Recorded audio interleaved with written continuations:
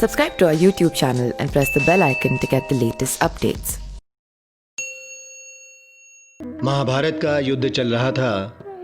अर्जुन के सारथी कृष्ण थे। उसी समय का प्रसंग है।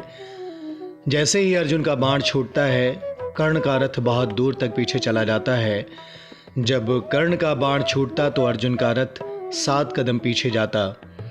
श्री कृष्ण ने अर्जुन की प्रशंसा के स्थान पर कर्ण के लिए हर बार कहा, कितना वीर है यह कर्ण जो उनके रथ को 7 कदम पीछे धकेल देता है।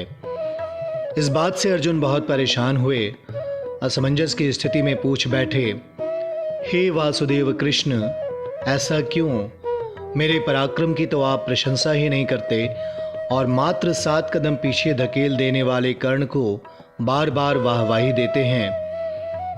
श्री कृष्ण ने कहा, अर्जुन, तुम जानते नहीं तुम्हारे रथ में महावीर हनुमान और स्वयं मैं वासुदेव कृष्ण विराजमान हैं। यदि हम दोनों ना होते तो तुम्हारे रथ का अस्तित्व भी ना होता। इस रथ को 7 कदम पीछे हटा देना कर्ण के महाबली होने का परिचायक है। अर्जुन को यह बात सुनकर अपने पर बहुत ग्लानि हुई। इस तथ्य को अर्जुन और भी अच्छे तरीके से समझ पाए जब युद्ध समाप्त हुआ।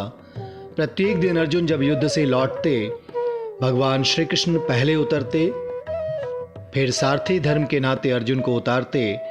महाभारत युद्ध के अंतिम दिन वो बोले, अर्जुन, तुम पहले रथ से उतरो और थोड़ी दूर जाओ। भगवान श्री कृष्ण के उतरते ही रथ भस्म हो गया। इस पर अर्जुन आश्चर्यचकित थे।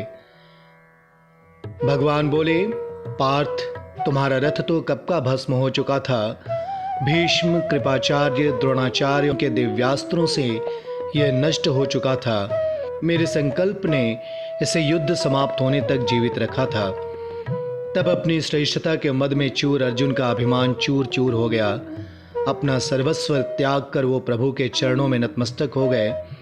अभिमान का व्यर्थ बोझ उतारकर हल्का महसूस कर रहे थे।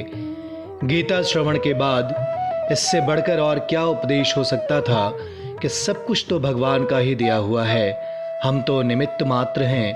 काश हमारे अंदर का अर्जुन इस बात को समझ पाता। घमंड जीवन में कष्ट ही देता है, इसीलिए अभिमान छोड़ देना चाहिए।